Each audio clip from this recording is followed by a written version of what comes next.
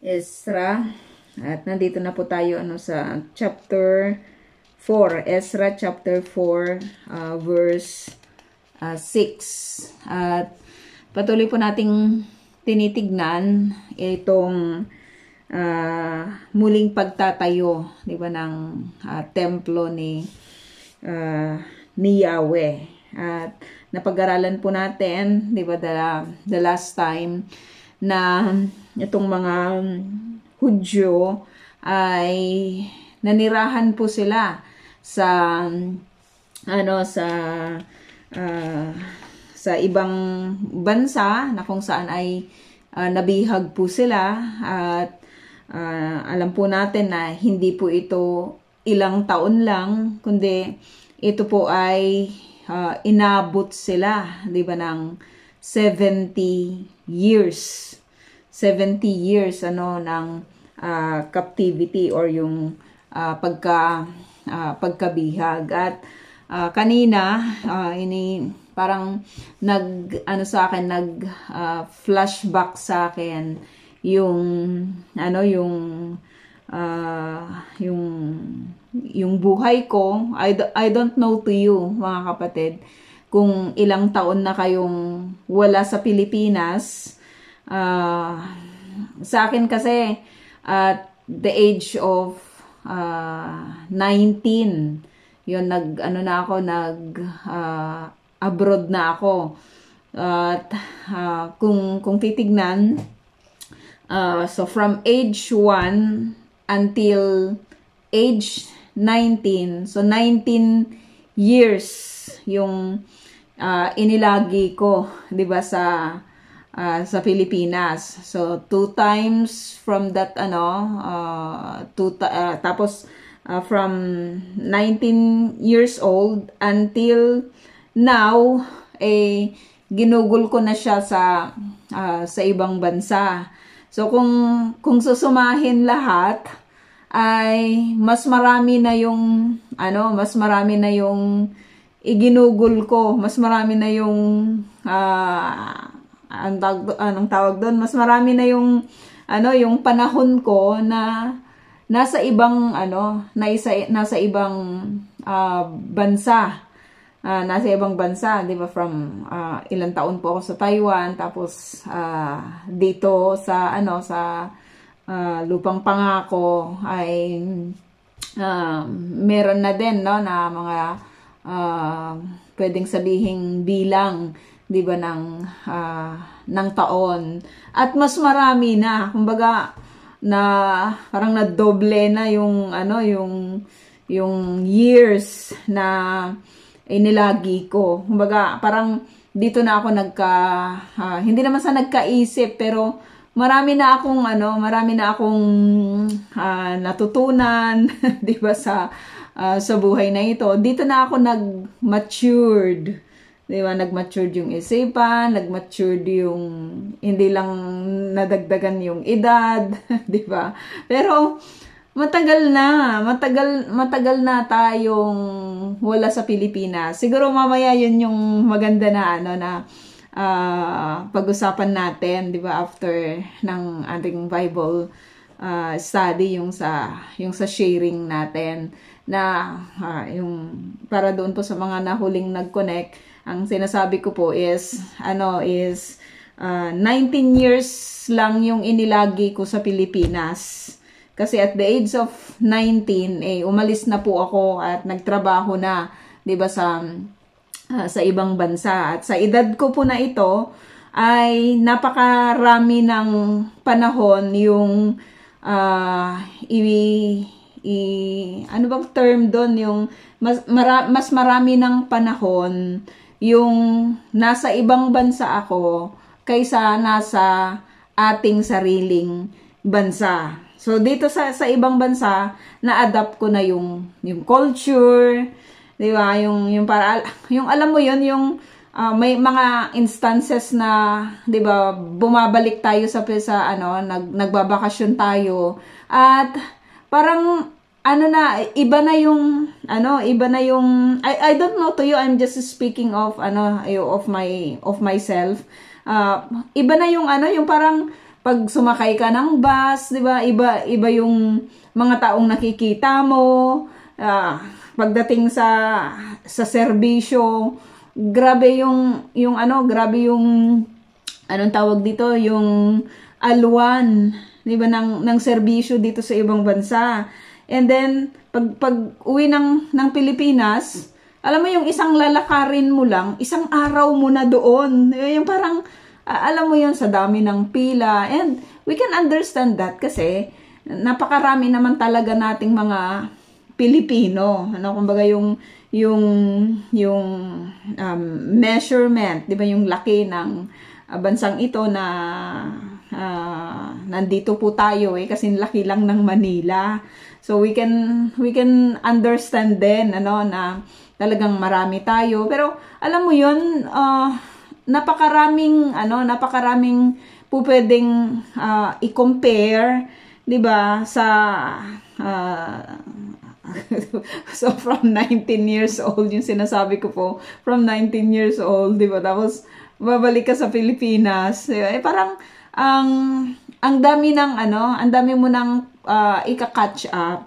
Diba? Ang dami ng, siguro ang dami ng pagbabago. Marahil, yung makikita po natin doon. No? Pero, my point here, mga kapatid, 70 years silang itong mga Hudyo, itong mga Hudyo, 70 years na silang nabubuhay. 'Di ba, alam mo yon, they have also their community. Marahil na-adapt na nila yung sinasabi ko po kanina na culture, yung language, yung way of life, 'di ba, doon po sa pinanggalingan po nila, kahit po sila ay bihag, ay alam po natin, 'di ba, na namumuhay naman sila, 'di ba, nang hindi naman sila pinapahirapan, namumuhay sila ng katulad ng katulad ng pamumuhay nila, 'di ba, na may kalayaan, hindi nga lang sila masyadong malaya, 'di ba, sa pag-worship sa kanilang Diyos. Pero makikita po natin that hindi naman sila katulad ng nangyari, 'di ba, na slavery sa Egypt. Wala naman tayong nakitang ganun kasi may mga Hudyo din na nag-grace in power, katulad po nila Daniel, 'di ba, at ng kanyang mga kapatid, ng kanyang mga kaibigan, and marami pa yung na-influensyahan ng ministry ng mga kinilala, 'di ba, ng mga Hudyo sa kapanahunan po nila, no? So hindi naman sa itinatakwil natin or nire-reject po natin yung pagiging Pilipino po natin, 'di ba, sa ibang bansa na kung saan we are enjoying, 'di ba, yung kahit naman po nagtatrabaho po tayo dito, we still have the so-called life, 'di ba? We can buy what we want, yung ganon, yung nakakapasyal tayo, 'di ba, kapag tayo po ay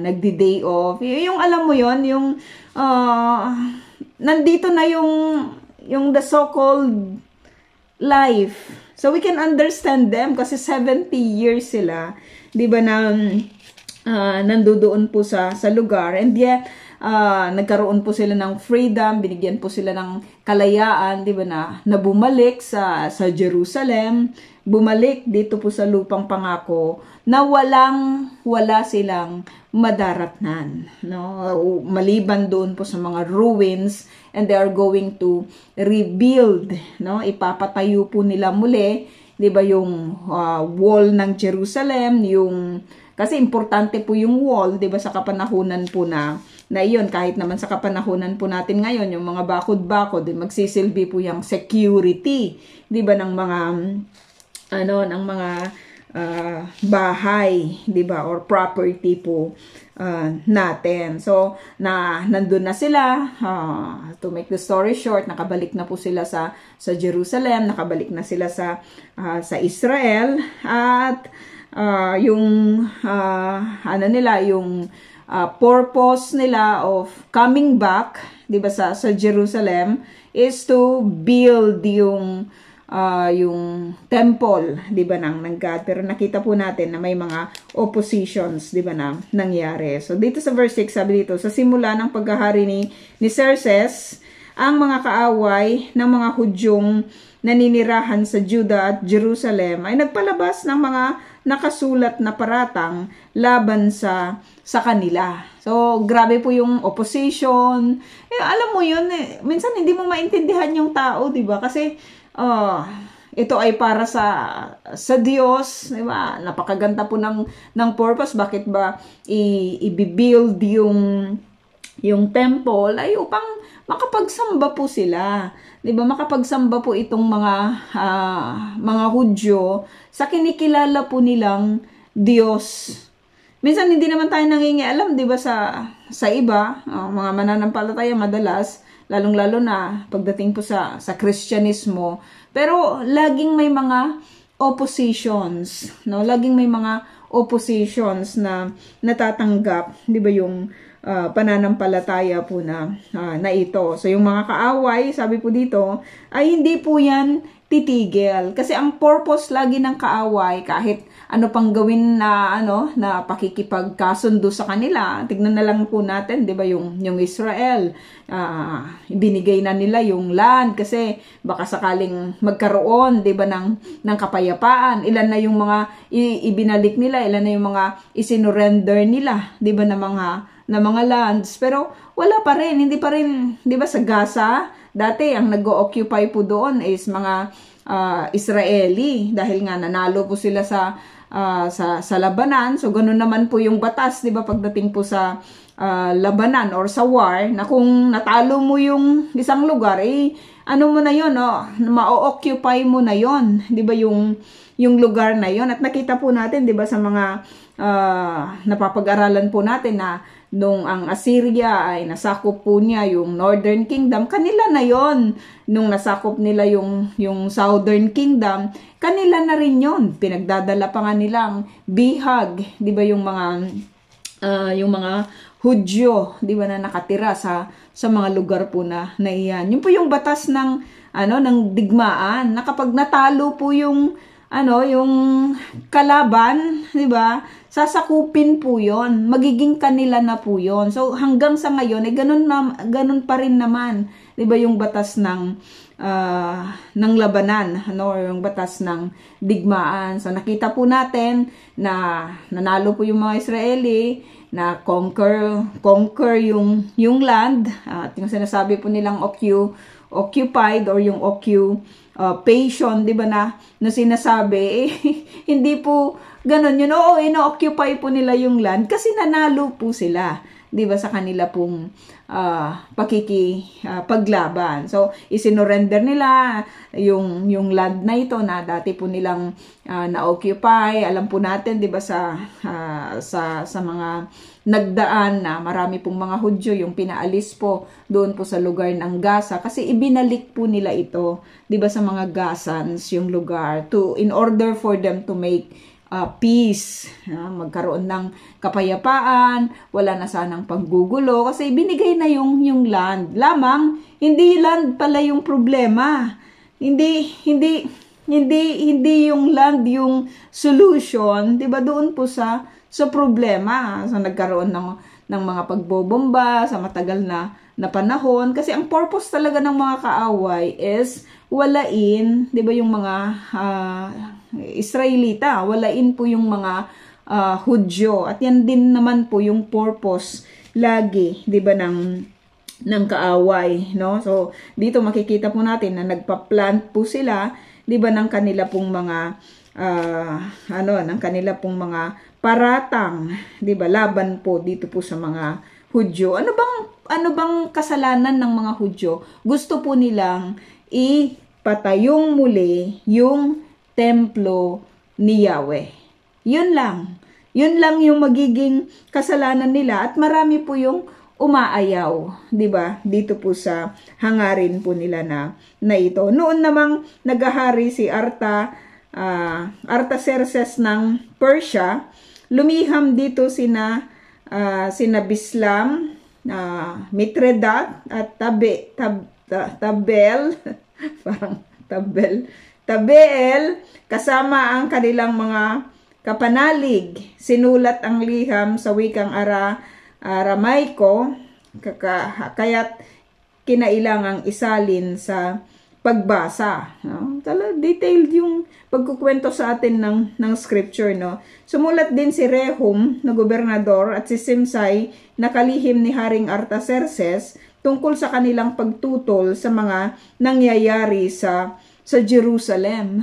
Alam mo yan. Kasi sila po yung nakasakop, di ba, dito po sa Jerusalem. So, itong mga paratang na ito na ginagawa po ng mga kaaway, baka sakaling pakinggan sila, di ba, ng gobyerno. At alam po natin na yung mga paratang ay wala naman pong basihan. No? Mula kina Rehum na gobernador at Sinsay na kalihim, mula sa kanilang mga kapanalig na hukom, o may mga kapanalig pang hukom, pinuno at sugo na galing sa Erek, Babylonia at Susa sa lupain ng Elam, kasama ng iba pang inilipat at pinatira ng dakila at makapangyarihang si Asur, Banipal sa lungsod ng Samaria at sa mga lugar sa lalawigang kanluran ng Euphrates. Ito ang nilalaman ng liham. Isang pagbati sa kanyang kamahalan,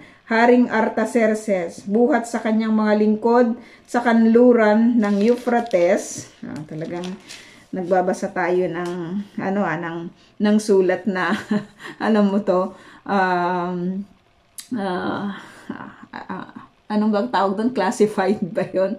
Yung term, di ba, ng mga police, di ba, pagdating po sa mga sulat na tanging hari lamang supposed to be yung makakabasa nito, no? Pero pinagbigay alam po sa atin, di ba, ng banal na salita ng Diyos, yung nilalaman ng sulat na ito. Kamahalan, ipinapaabot po namin sa inyong kaalaman na ang mapaghimagsik at masamang lungsod ng Jerusalem ay muling itinatayo ng mga Hudyo na dumating mula sa mga bayang inyong nasasakupan at ngayoy naninirahan doon, no? So may may point naman, 'di ba, yung letter na ito, kasi alam po natin, 'di ba, na naghimagsik naman talaga yung Jerusalem, no, laban po sa government, no, na nakasakop dati sa kanila, no. So parang okay yung sulat, no, in favor, parang nagmamalasakit lang itong mga sumulat na ito, 'di ba, doon po sa gobyerno na sinusulatan nila, na yung syempre i-report mo yon, 'di ba, kung anong nangyayari doon sa lugar na kasi nag-a-appoint po yung mga nakasakop, 'di ba, ng titingin doon sa mga lugar na nasasakupan po nila, no? So sabi dito na isaayos na po nila ang mga pundasyon ng lungsod at kasalukuyan namang itinatayo ang mga pader, no? So grabe yung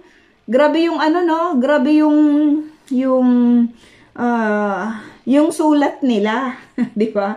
Parang makikita po natin napaka-advance ng kanilang isinulat na dito sa gobyerno na nakasakop sa Jerusalem, no? At maintindihan din po natin, 'di ba, na hindi naman katulad ngayon na in a minute ay nakakarating na, 'di ba, yung ating mga messages doon po sa mga recipient nito, no? Sa kapanahonan nila, sulat po ito, 'di ba, na dinadala ng mga sugo, yung mga sinusugo po nila, no? So magta-travel pa yun ng matagal na panahon, 'di ba, bago makarating doon po sa kamay, 'di ba, ng papupuntahan, 'di ba, ng sulat. So, sabi dito 13, kamahalan, kung maitatayo pong muli ang lungsod at pati ang mga pader nito, hindi na magbabayad ng mga buwis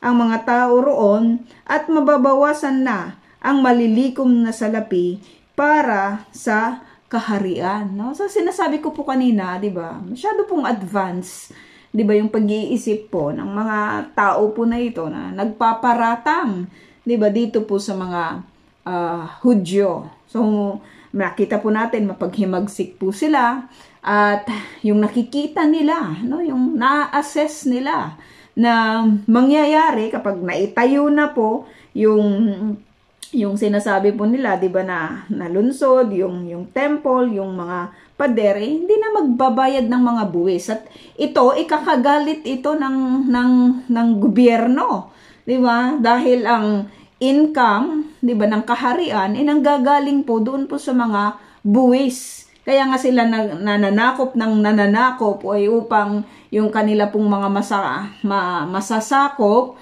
'di ba, ay magbibigay po sa kanila, 'di ba, ng mga buwis. At ito yung magpapayaman mismo doon po sa sinasabi po nilang kingdom, o doon po sa imperyo na meron sila. Tapos ngayon ito yung accusation na hindi na yun magbabayad ng buwis. So hindi lang ito paghihimagsik, 'di ba, yung gagawin po nila, pero talagang suicidal yung gagawin ng mga Hudyo kapag hindi po sila magbabayad, 'di ba, ng kanilang buwis doon sa nakasakop sa kanila. Ang magiging remedy lang nito magkaroon ulit, 'di ba, ng digmaan.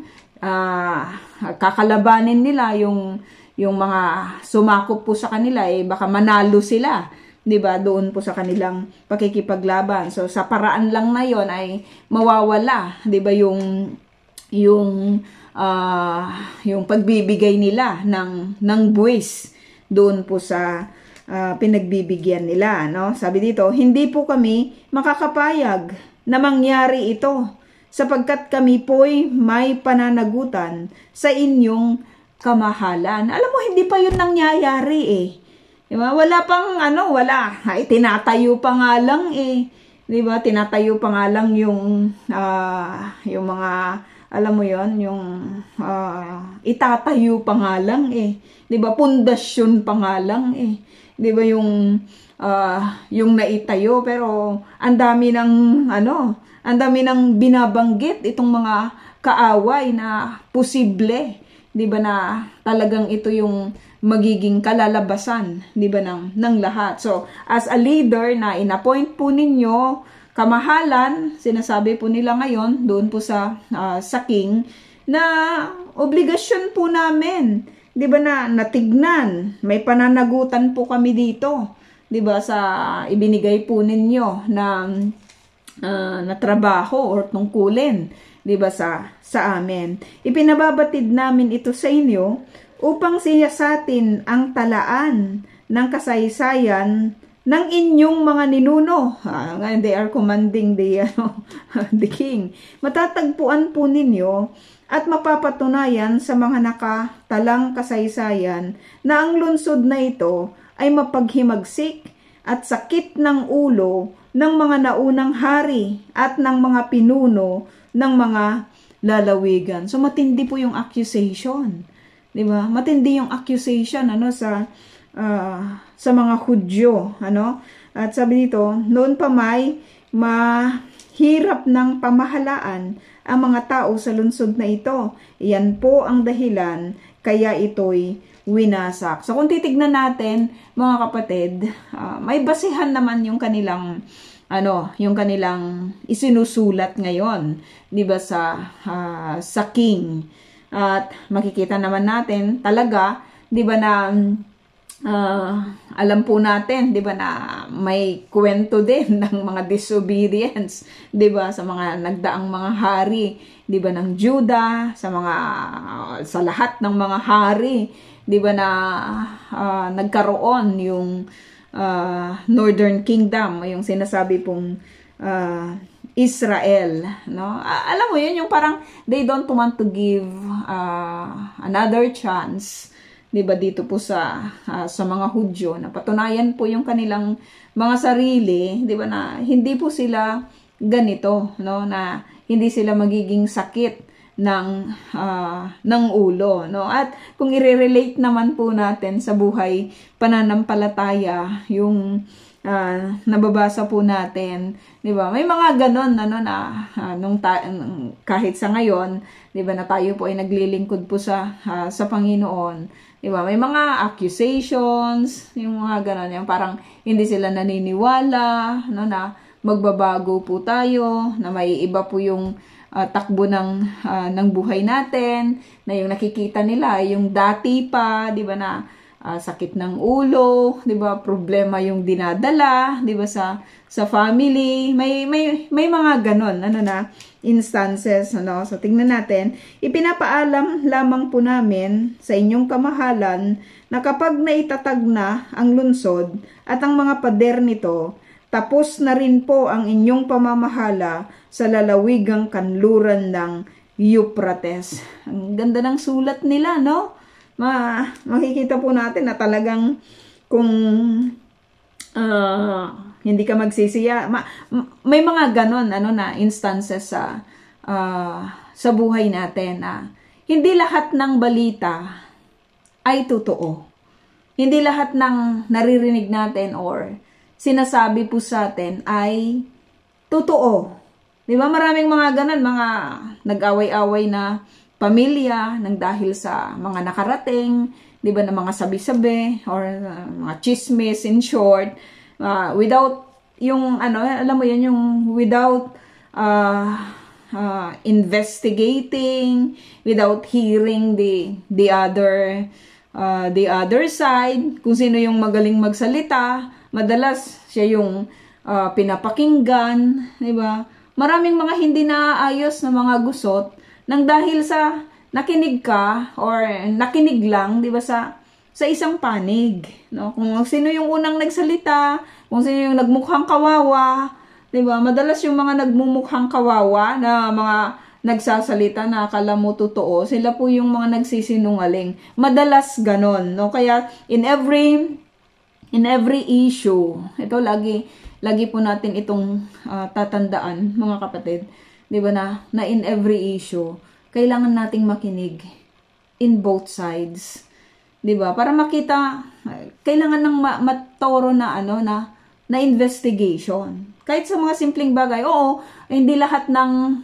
war, 'di ba, ay kailangan nating pasukin, 'di ba, pero may mga instances sa buhay po natin na kailangan nating makinig, 'di ba? Kailangan nating makinig, kailangan nating alamin yung katotohanan, 'di ba? Para hindi masayang yung maraming masasayang kasi yung panahon, yung relationships, 'di ba, yung mga ganon. Yung alam mo yun, yung mga dakila na mga bagay na sana mas magagawa ng maayos, 'di ba? Kapag nagkakasundo-sundo or unawaan, 'di ba? Pero may mga ganon bagay na nangyayari, na kung sino yung mga nagsasalita na nauna, parang sila yung talagang panig, parang may concern naman sila, pero kung titignan po natin, 'di ba, yung concern na sinasabi po nila sa kingdom, 'di ba, ng hari, actually personal po yung nila, yung benefit na gusto po nila, 'di ba? Kasi kapag nandyan po yung mga Hudyo, alam po nila, 'di ba, na kung saan mo ilagay yung Hudyo, nagpo-prosper, 'di ba, yung lugar. Kung titignan po natin ang Israel, 'di ba, mga kapatid? Kung titignan natin, napakaliit na bansa, 'di ba? Pero nandito lahat, no? Makikita natin ang ganda ng pagkakagawa ng lahat, 'di ba? Kasi lagi po silang nagsasaliksik, lagi silang nag-iimbento kung paano mapaayos yung buhay, 'di ba, ng mga mamamayan, kahit yung mga bus nila, 'di ba, may mga may mga anong tawag doon, yung kahit yung mga naka-wheelchair, 'di ba, may daanan yan ng wheelchair paakyat doon po sa bus nila. Napakarami po nilang mga invention, 'di ba, na talagang makikita po natin na mapapakinabangan, 'di ba, ng nakararami. At kung pupunta naman tayo sa mga ibang side, 'di ba? Dito po sa dito sa lugar po na ito na kung saan ay wala pong mga Hudyo, 'di ba, na mga naninirahan po doon, makikita po natin yung napakalaki pong difference. No, napakalaking diferensya ng pamumuhay, ng alam mo yon, yung order ng lahat, 'di ba, sa mga traffic, sa mga daanan, sa mga bahay, 'di ba, sa kapaligiran, napakarami po ng pagkakaiba, at marami pang magandang mga benepisyo, 'di ba, yung gagawin. Ito yung nakaka-amaze lang sa mga Hudyo, na kapag ilagay mo sila sa isang lugar, hindi talaga yan titigil hanggat hindi nila napapaganda yung lugar. Huh? Yan po yung I'm speaking based on my on my own experiences, 'di ba, sa mga tao po na ito. Hindi po sila tumitigil, 'di ba? Hindi lang talaga sila tumitigil, 'di ba, sa paggawa, 'di ba, sa pagtatrabaho, 'di ba, sa pag-iisip kung ano po yung kanilang gagawin na ikagaganda, 'di ba, ng kanila pong lugar, no? Hindi naman siguro sa lahat, pero sa pinakamarami, 'di ba, sa kanila, no? Saka nakakita ng isang lugar na alam mo 'yon, tabi-tabi yung mga basurahan, may mga kulay pa yung mga basurahan po nila, 'di ba? Napaka-order lang talaga, 'di ba, ng kanila pong pamumuhay. So, hindi natin maintindihan itong mga tao na ito. Kasi sa akin lang, kung may mga Hudyo, 'di ba, na magiging kapitbahay mo, it will be a blessing It will really be a blessing, no? Napakabait po ng mga tao po na ito, 'di ba? Napaka matulungin po ng mga tao na ito. Na kung titignan po natin, 'di ba? Walang masasaktang matanda, 'di ba? Kasi sa tuwing alam mo 'yan, napaka kapag nagsabi ng tulong, nandyan kaagad sila, 'di ba, na mga tumutulong, no? So it is really a blessing, no, to have them, no? At sa Pilipinas ngayon, meron akong nakitang vlog na mga Israeli po yung nagtuturo tungkol sa agriculture. Kalain mo yun? Mag-aaral tayo na mga nasa tropical na land, di ba? Mag-aaral tayo ng tungkol sa kung paano po sila nag-grow ng kanilang tomatoes, ng kanilang mga pipino, di ba?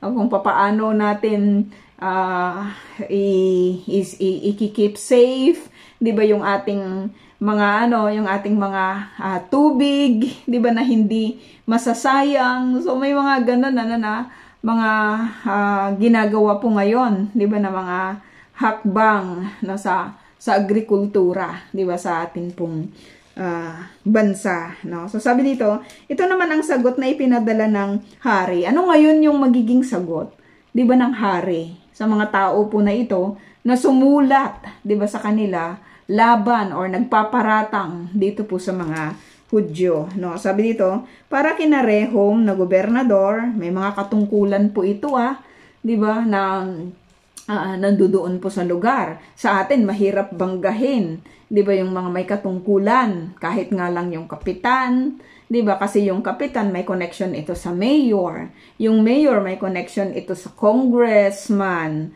'di ba, yung congress may mga connection ito. May mga may mga private na hindi lang yung mga kapulisan yung hawak ng mga ito, 'di ba? May mga private armies pa 'yan.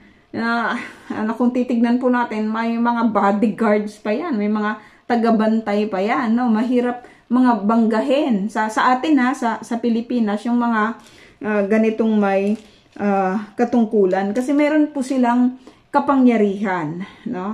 May kapangyarihan ng tao, no? Para kina Rehum na gobernador at Sinsay na kalihim, no? para sa kanilang mga kapanalig, may mga kasama sila na naninirahan sa Samaria at sa mga lugar na nasa lalawigang kanluran ng Euphrates. Isang pagbati ang pinararating ko sa inyo. Maganda yung mga pamamaraan ng pagsulat nila, 'di ba, sa yung mga old, 'di ba, na writings. Gustong-gusto kong nagbabasa ng mga ganong klase ng sulat, no, sa yun yung itinuro sa, ewan ko sa inyo kung na itinuro po ito, 'di ba? Pero itinuturo 'yan kung paano gumawa, 'di ba, ng tamang sulat, gaano yung mga pagbati, 'di ba? Dito sa Bible, marami po tayong makikita, 'di ba, na napakagandang pattern, 'di ba, sa pagsusulat, no? Yung mga ganitong formal, 'di ba, na mga letters, no? So isang pagbati ang pinararating ko sa inyo, sabi niya. Ang lihim na ipinadala ninyo ay isinalin sa aking wika at binasa sa harapan ko, sabi niya. Kaya't ipinag-utos kong gawin ang isang pagsisiyasat, no? Maganda at itong hari na ito ay tumutugon siya doon po sa request, 'di ba, ng kanyang nasasakupan or doon sa mga tao na kanyang in-appoint, 'di ba, na titingin doon sa lugar na kanyang nasakop. Sabi dito, kaya't ipinag-utos kong gawin ang isang pagsisiyasat at napatunayan na noon pa mang unang panahon ay naghimagsik na ang mga taga-Jerusalem laban sa mga hari, at ang paghihimagsik at pagsalungat nila sa pamahalaan ay naging karaniwang pangyayari na lamang doon. Paghihimagsik, no? Paghihimagsik, alam naman po natin, 'di ba, from kahit naman po sa mga pinag-aaralan po natin, kilala po talaga yung mga Hudyo sa ganitong klase, 'di ba, ng description, 'di ba, sa kanila kahit sa panahon ng Panginoong Hesus, nakikita po natin, 'di ba, yung mga ganitong problema. So maganda yung sulat naman nitong si ng hari, no. Sabi dito, verse 20, binabayaran nga ng buwis ang mga makapangyarihang hari sa Jerusalem na naghari noon sa buong lalawigang kanluran ng Euphrates. Dahil dito, ipinag-utos ninyong ihinto na ng mga lalaking iyon ang muling pagtatayo ng lungsod hanggat wala pa akong ipinalalabas na utos tungkol dito. Gawin ninyo agad ito bago pa sila lumikha ng pinsala sa aking kaharian. Naku, patay tayo dyan. Diba? Kasi ang nagtagumpay itong mga nagparatang, no, sapagkat tinugon po sila, diba, ng sulat or ng king. Inaksyonan ka agad ito ng king. Kasi kung ikaw yung king na makakabasa po nito, diba, sa sulat na ito na ipinadala po sa kanila, talagang maaalarma ka, no? At maintindihan natin yung hari, no? Sabi dito, pagkatapos mabasa ni Rehum, Simsai, at ng kanilang mga pinunong kapanalig ang liham ni Haring Artaxerxes, agad silang nagtungo sa Jerusalem at pinilit na pinahinto ang mga Hudyo sa muling pagtatayo ng lungsod, no? So just imagine na lang yun, mga kapatid, 'di ba, na itong sulat na ito naman na pinadala nila sa hari, hindi naman ito nabasa, 'di ba, ng mga Hudyo, hindi naman ito nabasa ng mga hindi naman ito ipinaalam yung content, 'di ba, ng letter, 'di ba, sa kanila. So kung malaman siguro nila, pwede pa nilang mai-explain naman sana, 'di ba, yung kanilang side. Pero mga confidential letter ito ng mga namumuno, 'di ba? Yung mga sulat ni mayor kay congressman or kay presidente, hindi naman natin yun nababasa, 'di ba? Or yung mga report nila, hindi naman natin yun nababasa. So, maintindihan natin na hindi po ito alam or ipinaalam, 'di ba, sa mga Hudyo. So, nandun sila na nagtatrabaho. Hindi natin alam kung anong oras dumating itong mga government officials na ito. 'Di ba? Tapos papahintuin sila. Ang hirap kaya ng ganon, 'di ba, na you are doing yung pinakamagandang bagay sa buhay mo, 'di ba, na paglilingkod sa Panginoon, tapos papahintuin ka doon sa yung ministry. 'Di ba? Yung purpose ng kanilang pagpunta doon, tapos papahintuin ka, 'di ba, ng isang makapangyarihang king, ng mga rulers. There will come a time sa buhay ng mga Kristiyano na ganito po yung mangyayari. 'Di ba, na maraming beses din nangyari ito, 'di ba, sa mga disciples. Pero ang sabi po nila, 'di ba, na wala silang ibang susundin, 'di ba, ng higit maliban sa Diyos. No, maliban sa Diyos. At may panahon din sa buhay nating mga mananampalataya, 'di ba, sa end times na kung saan ipapadenounce sa atin or ipapadenounce sa mga mananampalataya yung kanilang connection, 'di ba, sa Diyos, no? At marami po yung mga nawawala na, 'di ba, sa pananampalataya. Hindi pa hinuhuli, hindi pa pinapatay, hindi pa pinupugutan, 'di ba, ng ulo yung mga naniniwala, 'di ba, sa Panginoon. Pero marami na yung mga nawawala, 'di ba, sa kapanahunan po na ito. Kaya napakaganda lang sa scripture na binanggit niya kung sino yung mananatili. Siya po yung magtatagumpay, no? Kung sino yung magre-remain, 'di ba, sa Panginoon, siya po yung makakatanggap, 'di ba, ng pagpapala na magmumula sa Panginoon. So, tignan natin, no? Napahinto nga ang pagtatayo ng templo sa Jerusalem hanggang sa 2nd taon ng pagkahari ni Dario ng Persia. So, ang tagal nito, mga kapatid, 'di ba, yung alam mo 'yon, kailangan lang talagang manalangin pag may mga ganon, 'di ba, na sa buhay ng mga mananampalataya na alam mo 'yon, wala kang capacity to fight, wala kang resources, 'di ba, to fight. Yung parang yung pinahinto ka doon to the things that you love, 'di ba, yung mga ganon.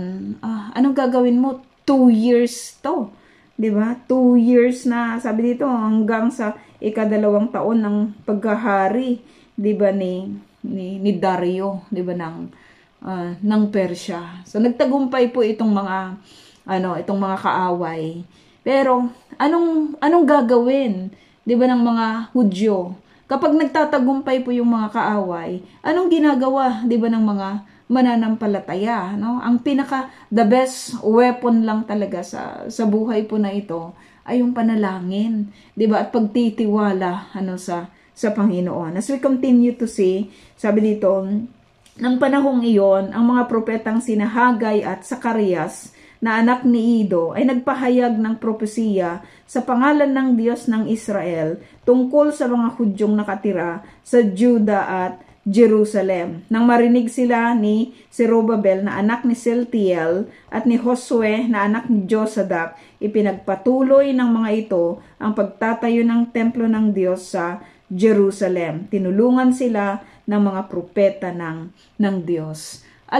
Dito makikita po natin, 'di ba, mga kapatid, na ang bagong pamunuan, 'di ba, ng Persia, bagong management ulit, no? Yung makikita po natin na magro-rule sa Persia. So hindi po tumigil itong mga alam mo yung period po na ito, yung sinasabi ko po, of course, itong mga nagtatrust, 'di ba, sa Diyos na si Yahweh.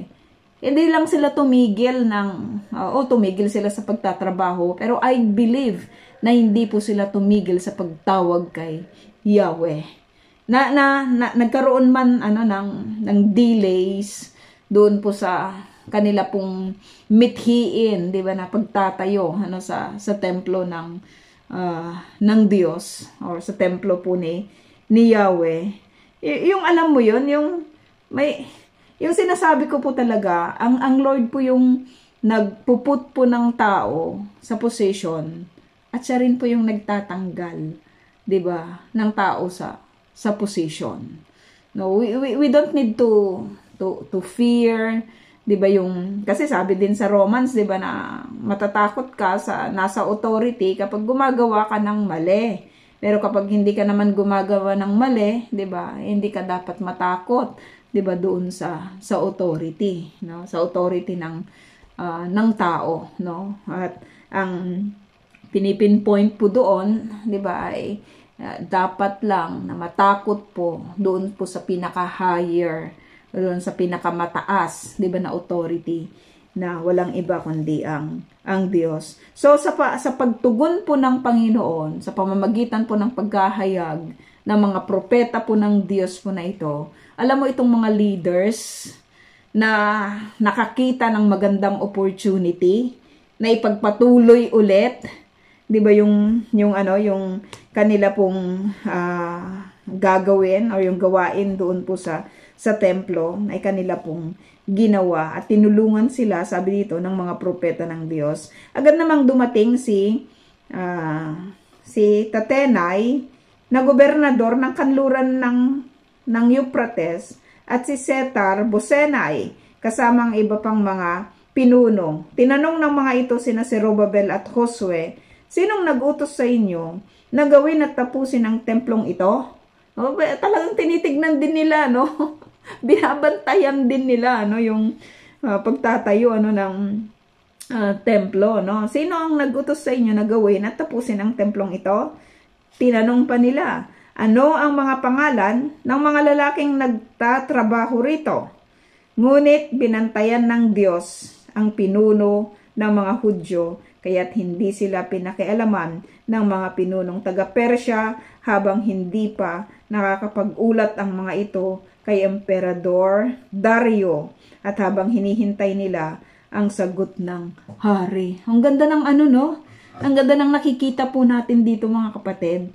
'Di ba, na alam mo 'yon, may mga paratang, 'di ba, may mga alam mo 'yon, may mga tao po na nasa kapangyarihan na pwede pong manakit po sa kanila, 'di ba? Magpatigil sa kanila, mag-question, 'di ba, sa kanila. Pero yung protection ng God, maliwanag na nakikita po natin dito. Tinanong pa nila kung sino yung mga nagtatrabaho, kung sino yung mga leader. Pero yung hand ng God, 'di ba, yung protection ng God ay nakikita po natin nang maliwanag dito po sa ating pinapag-aralan, no?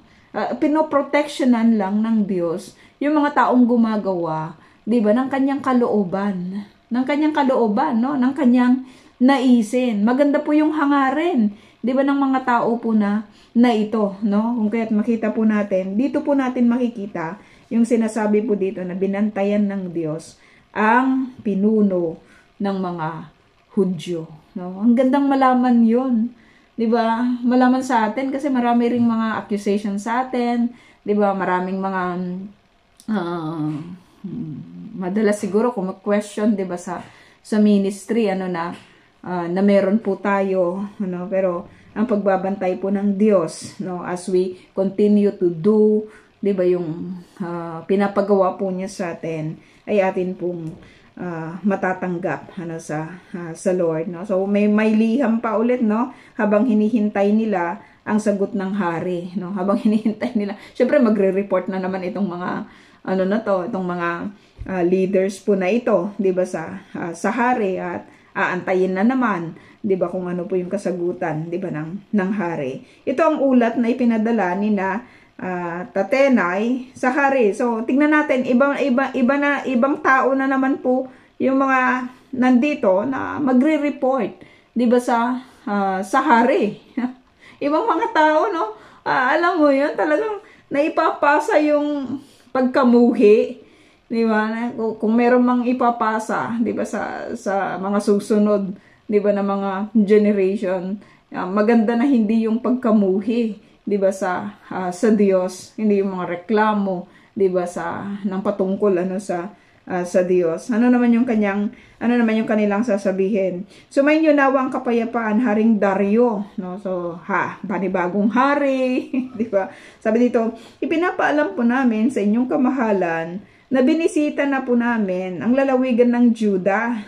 Ang templo po ng dakilang Diyos ay muling itinatayo sa pamamagitan ng malalaking tapyas ng bato, at ang mga pader naman nito ay pinapatibay sa pamamagitan ng mga troso. Masigasig po ang kanilang pagtatrabaho at malaking bahagi na ang kanilang nagagawa. Tinanong po namin ang matatandang pinuno roon kung sinong nag-utos sa kanila na gawing muli at tapusin ang templo. Tinanong din po namin ang kanilang mga pangalan upang maipaalam namin sa inyo kung sino-sino ang mga nanguna sa gawaing iyon. Sinagot po nila kami ng ganito, kami ang mga lingkod ng Diyos ng langit at lupa, at muli naming itinatayo ang templo na noong unang panahon ay pinatayo ng isang makapangyarihang hari ng Israel.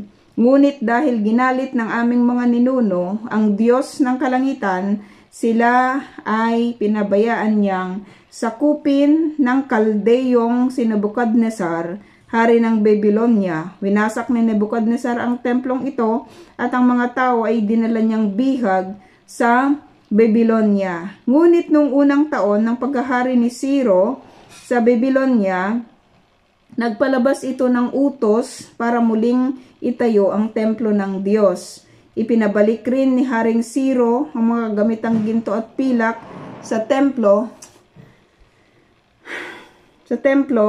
Ang mga iyon ay kinuha ni Nebukadnesar mula sa templo ng Jerusalem at inilagay sa kanyang templo sa Babylonia. Kaya't ipinagkatiwala ni Haring Ciro ang mga gamitang ito kay Sesbasar na tinalaga niya bilang gobernador ng mga Hudyo. Sinabi ng hari kay Sesbasar na dalhin ang mga iyon at ilagay sa templo sa Jerusalem. Iniutos din niya na muling itayo ang templo sa dati nitong lugar. Kaya't naparito nga si Sesbasar at inilagay ang mga pundasyon ng templo ng Diyos sa Jerusalem. So maganda po yung report, no?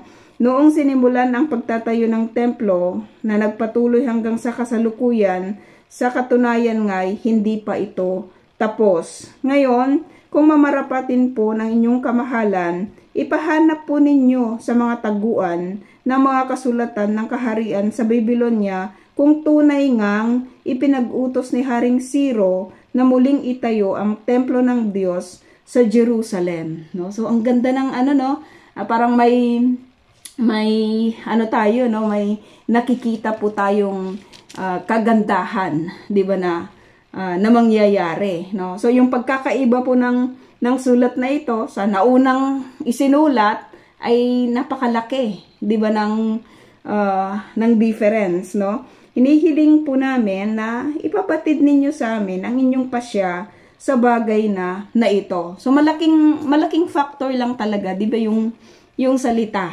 no? Malaking factor lang talaga yung nilalaman, 'di ba, ng mga sulat, no? Pero alam po natin, 'di ba, na ang lahat naman ay hawak, 'di ba, ng Panginoon, no? So napakaganda po ng sasabihin ulit, 'di ba? Siyempre panibagong pagsisiyasat ulit, ipapahanap ng hari yung sulat, 'di ba, sisiya sa atin kung tunay nga, 'di ba, yung mga binabanggit po, 'di ba, ng mga Hudyo. Maaring doon po sa unang sulat, binanggit din po ito ng mga Hudyo. 'di ba? Dito po sa gobernador, no? Dito sa mga rulers, pero hindi po sila nakinig. Yung sinasabi ko po kanina, 'di ba na personal, 'di ba, yung kanilang pag-atake at personal yung approach po nila, 'di ba? Iniba po nila yung hindi nila maaring hindi po nila pinakinggan, 'di ba? Yung side po ng mga Hudyo na nagpapatayo, 'di ba? Ang isinulat lang nila yung gusto po nilang mangyari, 'di ba? Na alam po natin na nagtagumpay po sila. Pero hindi kasi nila hawak yung future eh. Diba? Wala namang may hawak ng kinabukasan talaga maliban sa Diyos. 'Di ba? Walang may hawak, no? Nag-iiba po yung panahon, nag-iiba po yung mga rulers, 'di ba? Nag-iiba yung alam mo 'yun, yung gusto, 'di ba, ng mga tao.